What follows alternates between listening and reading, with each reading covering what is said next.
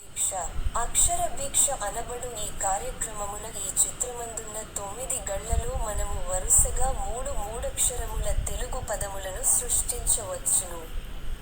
ఆ 3 పదముల మొదటి మరియు మూడవ అక్షరములను మాత్రము ఇచ్చి మధ్యనున్న రెండవ గడిని మాత్రము ఖాళీగా ఉంచుట జరిగినది.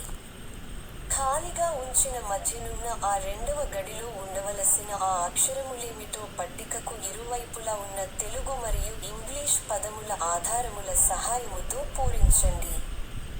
ఒకవేళ 2 నిముషములలోగా మీరు పూరించలేకపోయిన ఎడల మేము వాటిని పూరించి సమస్యను పరిష్కరించగలము.